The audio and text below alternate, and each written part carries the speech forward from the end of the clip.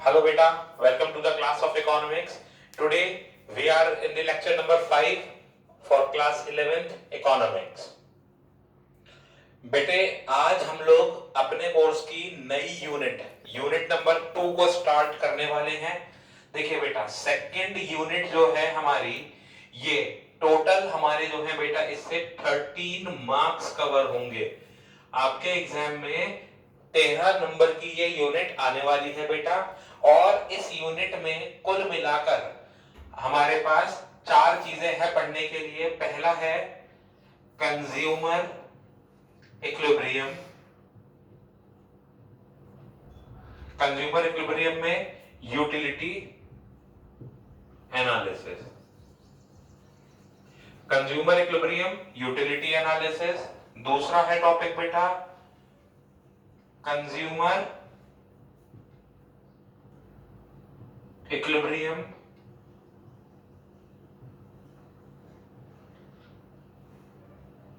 Indifference curve analysis. तीसरा topic है बेटा इसमें हमारा थ्योरी ऑफ डिमांड।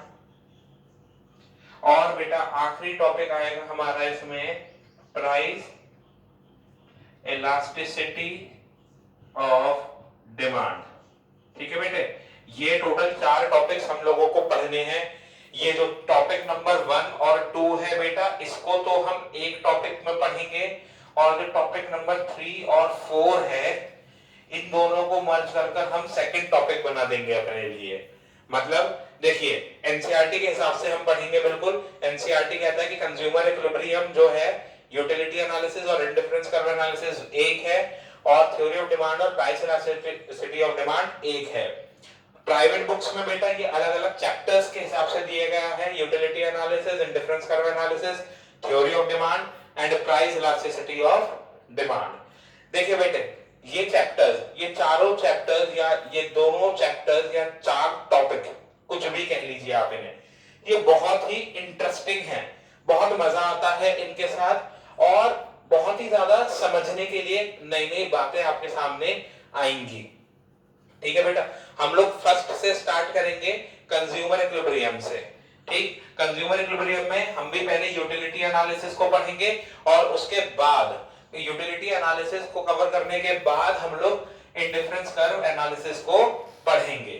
अब बेटे दूसरी चीज एक जो इंपॉर्टेंट है वो ये है कि इस यूनिट को करते टाइम आप लोग अपने साथ स्केल पेंसिल जरूर साथ रखेंगे, क्योंकि इस यूनिट में बेटा बहुत सारे ग्राफ्स आप लोग पढ़ने वाले हैं, बहुत सारी चीजें आप पढ़ेंगे इस तरीके की। ठीक बेटे, चलिए अब हम लोग स्टार्ट करते हैं अपना topic consumer equilibrium. Consumer equilibrium हम लोग स्टार्ट करते हैं। हमारे लिए यूटिलिटी एनालिसिस और इंडिफरेंस कर्व एनालिसिस एक ही रहने वाला है बेटे। चलिए सबसे पहले बेटा कंज्यूमर इक्विलिब्रियम को शुरू करते टाइम सबसे पहला काम है हमारे लिए ये समझना कि what is meant by the term consumer, what is meant by the term equilibrium. चलिए अगर मैं आपसे बात करूं बेटे वर्ड कंज्यूमर की, तो इसका मतलब क्या है? तो साहब कंज्यूमर का मतलब होता है, consumer is an economic agent. बेटा consumer is an economic agent who consumes goods and services for the direct satisfaction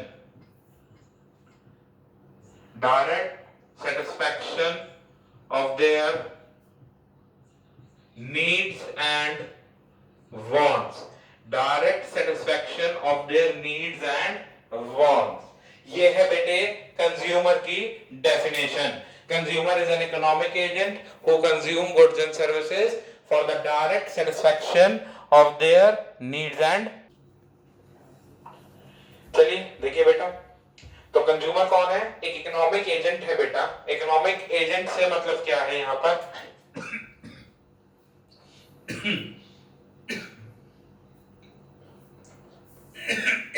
sorry, economic agent है जो कि गुड्स एंड सर्विसेज को यूज करता है, कंज्यूम करता है। क्यों करता है?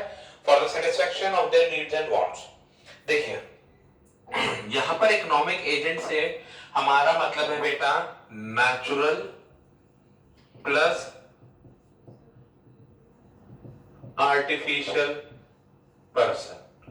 देखिए बेटा, नेचुरल और आर्टिफिशियल पर्सन का मतलब होता है कि any person who is representing a unit in an economy.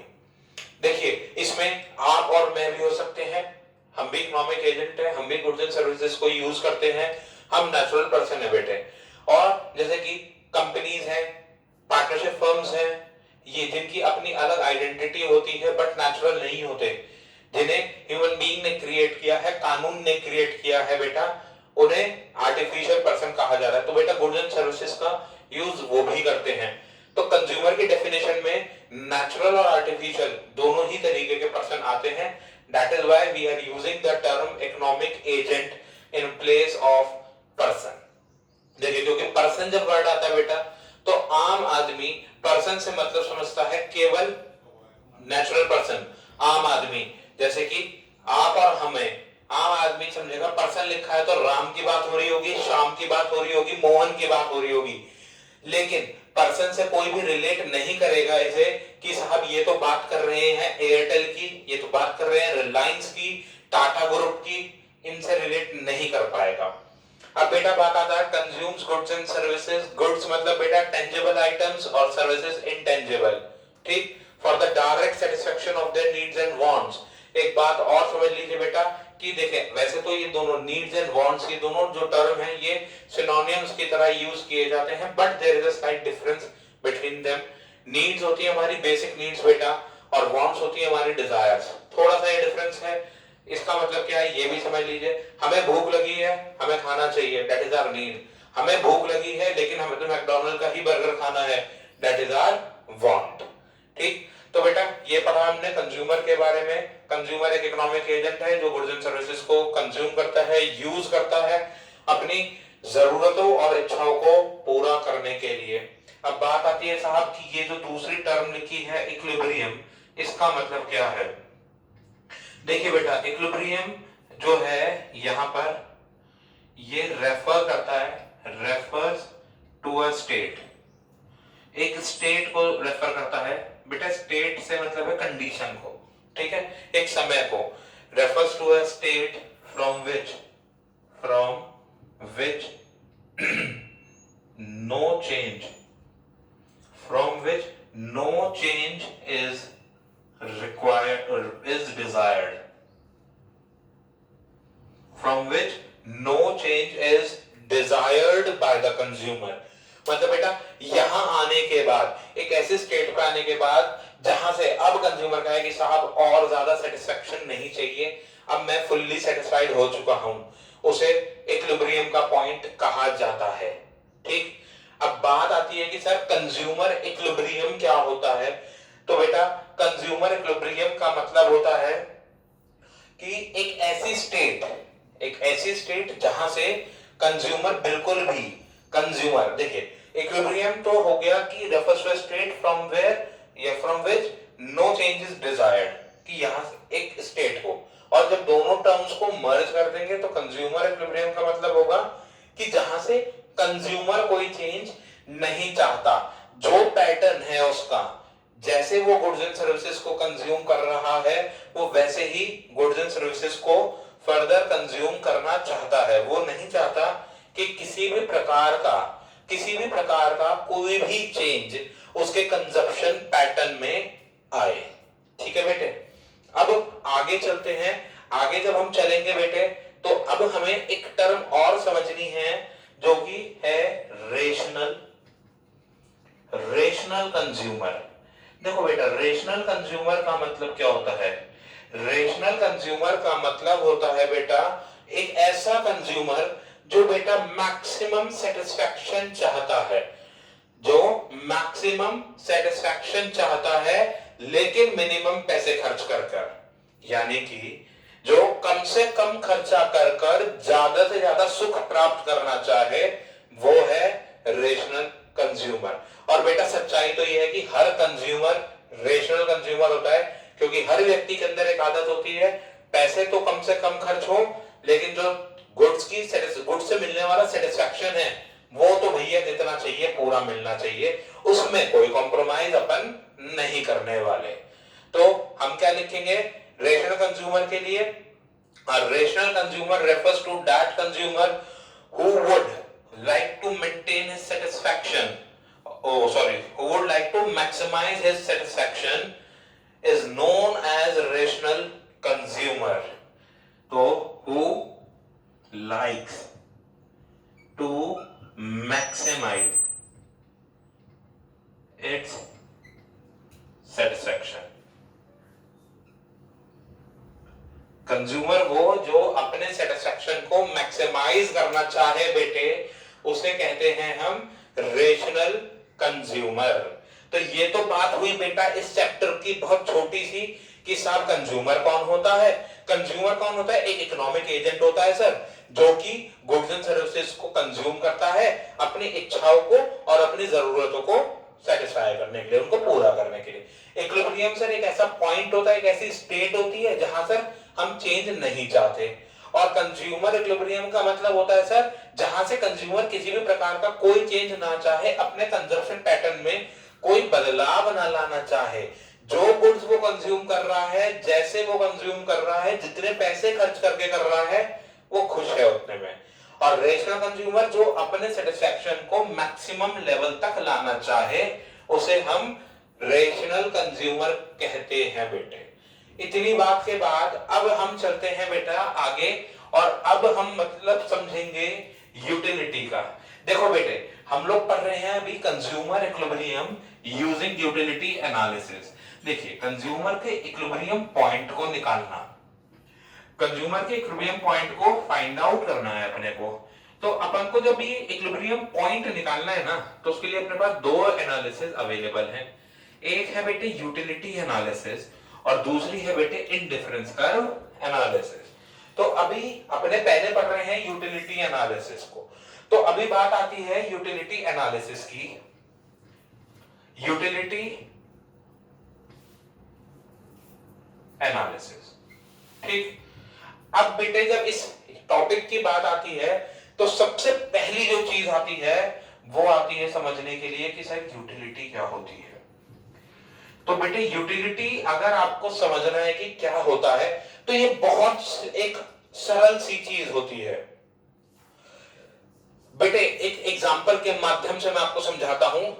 आप में से बहुत सारे बच्चे होंगे जो एप्पल का फोन यूज कर रहे हैं, बहुत सारे बच्चे ऐसे होंगे जो सैमसंग यूज कर रहे होंगे, और बहुत सारे बच्चे ऐसे होंगे जो अलग अलग कंपनीज के फोन्स को यूज कर रहे होंगे। कुछ वन प्लस भी यूज कर रहे होंगे, कुछ रियलमी यूज कर रहे होंगे, कुछ एमआई यूज कर रहे होंगे, ठीक है। अब बेटे बात ही आती है कि क्यों कर रहे हो आप उसे यूज। आपने एप्पल का फोन खरीदा तो क्यों खरीदा, आपने सैमसंग का फोन खरीदा तो क्यों खरीदा, आपने रियलमी का फोन खरीदा तो क्यों खरीदा। तो जवाब आता है मेरे पास कि सर मेरे को ना एप्पल के फोन चलाने में बड़ा अच्छा लगता है, कन्वीनियंट लगता है, मुझे उसमें मजा आता है सर। अच्छा बेटा आपने सैमसंग का फोन क्यों खरीदा, तो सर सैमसंग एक अच्छा ब्रांड है सर, अच्छी सर्विसेज दे देता है सर, और अच्छे फीचर्स होते हैं सर फोन के अंदर। अच्छा तो ये ओप्पो, वीवो, रियलमी, इन सब में भी हर व्यक्ति के यही कुछ फायदे ऐसे दिखाता है कि सर देखे Oppo is a camera phone, कि इसके कैमरे बड़े अच्छे होते हैं साहब, ठीक है। तो मतलब सबके पास कोई ना कोई एक बहाना होता है। सबके पास क्या होता है बहाना, वो बहाना ये होता है कि जिसकी जिस चीज से जरूरत पूरी हो जाए वो उस चीज को लेना चाहता है। अब बेटे जो सैमसंग का फोन आपने लिया है, जो वन प्लस का फोन आपने लिया है, जो एप्पल का फोन आपने लिया है साहब, उस फोन में वो शक्ति थी, वो ताकत थी कि आपकी जो डिजायर्स थे उन्हें पूरा कर सके, आपकी जो नीड्स थी उन्हें पूरा कर सके। तो सर जब आपने ये कहा कि सर उसके अंदर वो कैपेबिलिटी थी, that capability is known as the utility of the commodity। तो यूटिलिटी का मतलब होता है बेटा want satisfying power of commodity. अब एक बात समझो बेटा, यहां पर वर्ड यूज हुआ है वांट। देखो, जिस कमोडिटी के अंदर आपकी वांट्स को, आपकी डिजायर्स को पूरी करने की शक्ति है, तो वो आपकी बेसिक नीड्स को तो 100% पूरा कर ही देगा। तो what is utility? Utility is the want satisfying power of a commodity. ठीक, बात समझ में आती है? अब बात यह आती है कि सर क्या इसकी कोई मेजरमेंट की यूनिट भी अवेलेबल है? तो yes, utility is measured in terms of utils. Utility को बेटे हम हमेशा यूटिल्स के टर्म में मेजर करते हैं। जैसे कि डिस्टेंस को आप किलोमीटर और मीटर में मेजर करते हो, in the same manner utility को आप यूटिल्स में मेजर करते हो। और ये जो यूटिल्स होते हैं बेटे, utils are cardinal numbers. Utils क्या होते हैं बेटे? कार्डिनल नंबर्स होते हैं। ठीक, कार्डिनल नंबर्स मतलब लाइक 1 2 3। ठीक, कोई भी न्यूमेरिकल वैल्यू। तो हमने क्या पढ़ा? अभी हमने पढ़ा यूटिलिटी क्या होती है। किसी भी कमोडिटी के अंदर जो आपकी इच्छाओं को पूरा करने की शक्ति है, दैट इज द यूटिलिटी। ठीक, और वो हमेशा यूटिल्स में मेजर की जाती है। और यूटिल्स में जब उसे मेजर करते हैं तो यूटिल्स जो मेजर होंगे बेटा, वो कार्डिनल नंबर्स में मेजर होंगे। Cardinal numbers normal numerical values को कहा जाता है। और बेटा इनको हम जब कार्डिनल नंबर्स में मेजर करते हैं ना, तो इसकी वजह से यूटिलिटी एनालिसिस जो है, utility analysis is also known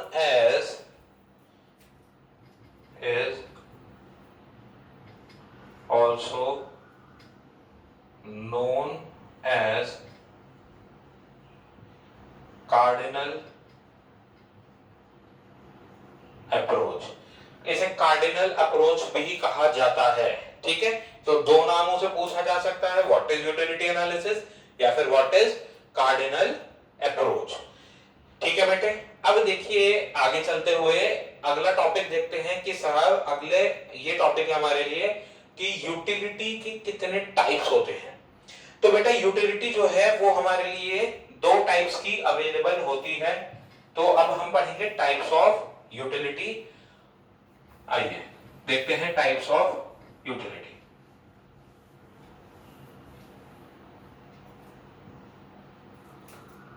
There are two types of utility. दो तरीके की यूटिलिटी अवेलेबल है बेटे। पहली टाइप टोटल यूटिलिटी और दूसरी type marginal utility. What is the difference between total and marginal utility साहब? टोटल यूटिलिटी और मार्जिनल यूटिलिटी में डिफरेंस क्या है? देखो बेटा, पिछले चैप्टर में भी पढ़ाया था, मार्जिनल का मतलब एडिशन ऑफ 1। ठीक है, तो अब बात आती है कि टोटल यूटिलिटी और मार्जिनल यूटिलिटी की डेफिनेशंस की। तो बेटे अगर हम बात करें आपसे पहली टर्म की, टोटल यूटिलिटी की, तो समझिएगा ये क्या है? The sum total of utility derived from the consumption of all the units।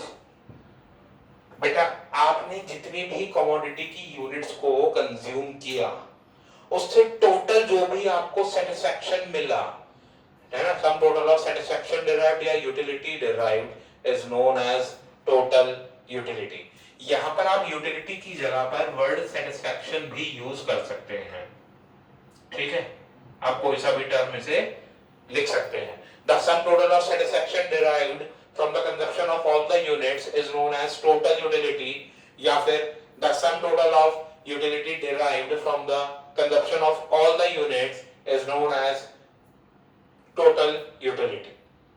ठीक, समझिएगा, आपने किसी भी एक्स कमोडिटी की यूनिट्स कंज्यूम करी, ठीक, और उससे आपको यूटिलिटी मिली। आपने पहली यूनिट कंज्यूम करी, बेटे बहुत ध्यान से देखेंगे, आपने पहली यूनिट कंज्यूम करी और आपको 10 यूटिल्स का सेटिस्फैक्शन मिला। ठीक, आपने पहली यूनिट कंज्यूम करी और आपको 10 यूटिल्स का सेटिस्फैक्शन मिला। आपने दूसरी यूनिट कंज्यूम करी और अब आपको टोटल हो गया आपका 18 यूनिट का सेटिस्फैक्शन मिला, ठीक है। या ऐसे लिखो कि दूसरी से आपको 8 यूटिल्स मिले।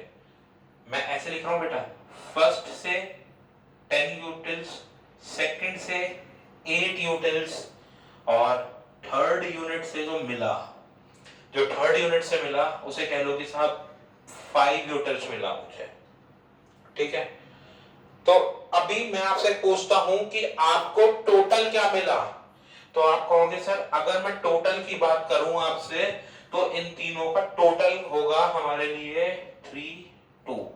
सर टोटल 23 यूटिल्स हमने गेन किया, so this 23 is total utility. ये 23 जो आपके सामने आया कैलकुलेशन, ये है टोटल यूटिलिटी। तो अभी आपने क्या करा, अभी आपने फॉर्मूला क्या लगाया, आपने करा utility from first plus utility from second plus utility of third is total utility. तो बेटे टोटल यूटिलिटी के लिए आपने क्या करा, आपने करा utility 1 plus utility 2 plus up to utility n, जितना भी होगा आप इसे ऐसे लिख सकते हैं बेटे, है ना। अभी फॉर्मूला समझने के लिए ऐसे समझ लो इसे mu1 plus mu2 plus mu3 up to mun, ठीक है। mu stands for marginal utility, जो अगली टर्म हम पढ़ने वाले हैं बेटे। अभी थोड़ा सा आपको टाइम लगेगा इस फॉर्मूले को समझने में, अगली यूनिट डेफिनेशन पढ़ते ही आपको समझ में आ जाएगा, ठीक है। तो TU का फॉर्मूला क्या है कि जो भी आपको मिलता गया आप उसे जोड़ते गए, ठीक। तो TU के लिए फॉर्मूला बन सकता है सम total of marginal utility. TU का फॉर्मूला ये भी हो सकता है।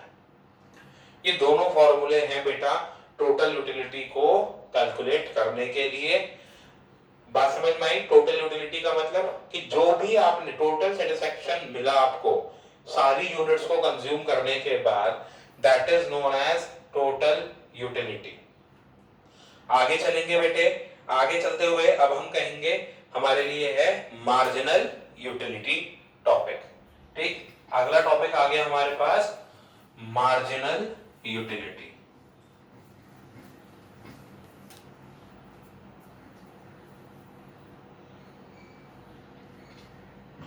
अब हम पढ़ेंगे बेटे क्या, मार्जिनल यूटिलिटी। चलिए देखते हैं टॉपिक सेकंड, मार्जिनल यूटिलिटी। देखिए मार्जिनल यूटिलिटी का मतलब होता है यूटिलिटी और सेटिस्फैक्शन, यूटिलिटी और सेटिस्फैक्शन derived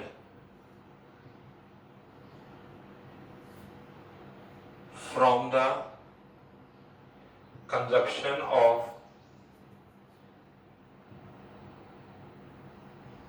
one extra या फिर additional unit। Satisfaction gained or derived, ठीक, from the consumption of one additional unit is known as marginal utility.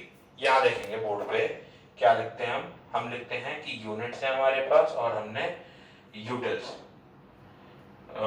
Total लिखते हैं। टोटल यूटिलिटी क्या है हमारी, 1 से 10, 2 से 18 थी और 3 में हमें टोटल सेटिस्फेक्शन मिला था 23 यूटिल्स का। ठीक, अब बात आती है कि सर मार्जिनल यूटिलिटी का मतलब क्या है। हमने लिखा है मार्जिनल यूटिलिटी का मतलब कि satisfaction gained from the consumption of one extra unit. समझेंगे बहुत ध्यान से बेटे, आप इसको ऐसे समझेंगे कि इससे पहले तो आपका कंजप्शन 0 रहा होगा, आपने पहली यूनिट से पहले तो कंजप्शन किया नहीं होगा और जब किया नहीं तो सेटिस्फेक्शन मिला नहीं, तो इसीलिए marginal utility for first is not calculated. Marginal utility for first is not calculated. अब बात आती है कि एक बात बताओ बेटा, आपको फर्स्ट से तो मिले 18, सेकंड से फर्स्ट से तो मिले 10 और 2 से मिले 18, तो सेकंड से क्या मिला? तो सेकंड से क्या मिला?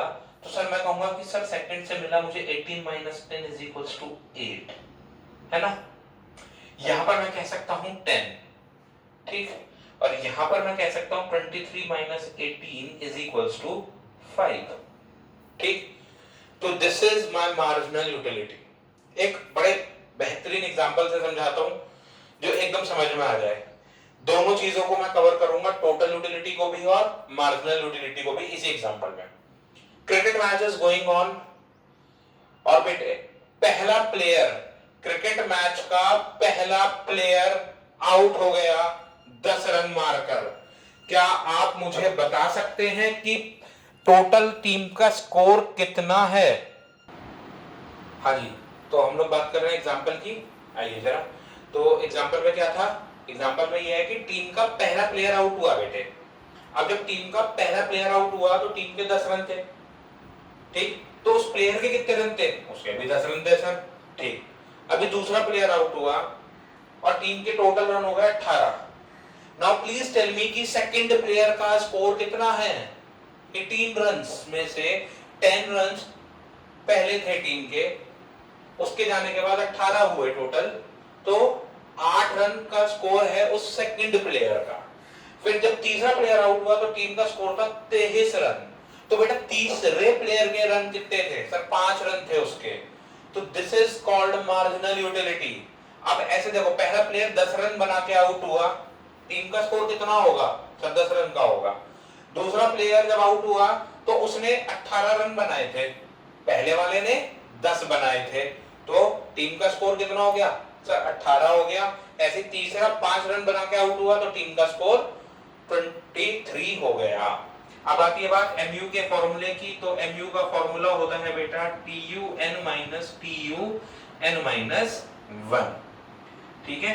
यानी कि total utility of succeeding minus total utility of preceding, ठीक है बेटे। चलिए आज की क्लास वैसे मैं यही एंड करना चाहता हूं, क्योंकि इस फॉर्मूले को थोड़ा सा मैं इलैबोरेट करूंगा अगली क्लास में। It will take a bit of time. और आज की क्लास यहीं पर एंड करते हुए बेटे I would like to give you quick revision कि आज हमने क्या क्या पढ़ा। हमने पढ़ा what is consumer, what is equilibrium. Consumer था एक इकोनॉमिक एजेंट जिसने अपने सेटिस्फेक्शन के लिए, अपने नीड्स एंड वांट्स के सेटिस्फेक्शन के लिए गुड्स एंड सर्विसेज को कंज्यूम किया था। इक्विलिब्रियम एक ऐसा स्टेट होता है, एक ऐसा पॉइंट होता है जहां से चेंज एक्सपेक्टेड नहीं होता, ठीक बेटे। और कंज्यूमर इक्विलिब्रियम होता है जहां से कंज्यूमर चेंज नहीं करना चाहता और वो अपने कंजप्शन पैटर्न से फुल्ली सेटिस्फाइड होता है। फिर हमने बात करी रेशनल कंज्यूमर की, जो अपने सेटिस्फेक्शन को मैक्सिमाइज करना चाहता है। फिर हमने बात करी यूटिलिटी की, जो कि है वांट सेटिस्फाइंग पावर, जो कि यूटिल्स में मेजर की जाती है और यूटिल्स कार्डिनल नंबर्स होते हैं, इसीलिए इसे कार्डिनल अप्रोच भी कहा जाता है। फिर हमने पढ़ा दो तरीके की यूटिलिटी होती है, यूटिलिटी नंबर 1 टोटल यूटिलिटी, और फिर हमने पढ़ा मार्जिनल यूटिलिटी। मार्जिनल यूटिलिटी का ये जो फॉर्मूला है बेटा MUN minus TUN minus TU, MUN is equals to TUN minus TUN minus 1, इसको हम डिटेल में पढ़ेंगे अगली क्लास में। ओके बेटे, till then take care and bye bye.